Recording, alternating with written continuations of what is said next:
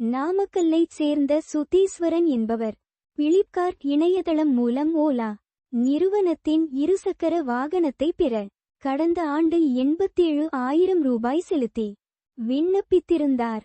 அதைத் தொடர்ந்து குமாரபாளையம் ஷோரூமில் வாகனத்தை டெலிவரி எடுத்துள்ளார். பின்னர் மானியத் தொகை பெறுவதற்கு நேரில் வந்து புகைப்படம் எடுத்து ஒப்புதல் வழங்க வேண்டுமென ஷோரூம் தரப்பிலிருந்து அழைப்பு விடுக்கப்பட்டுள்ளது.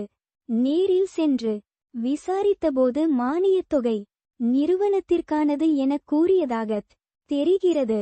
சுதீஸ்வரன் அதற்கு ஒப்புக் கொள்ளாததால் அவரது வாகனத்தை லாக் செய்ததாக கூறப்படுகிறது. இதனால் அதிருப்திக்குள்ளான அவர் தம்மைப் போல பாதிக்கப்பட்ட அடையாளம் தெரியாத ஆயிரக்கணக்கான நுகர்வோர்களுக்கு இழப்பீடாக 100 கோடி ரூபாயை ஓலா நிறுவனம் வழங்க வேண்டும் எனக் கோரி நாமக்கல் நுகர்வோர் நீதிமன்றத்தில் வழக்கு தொடர்ந்தார்.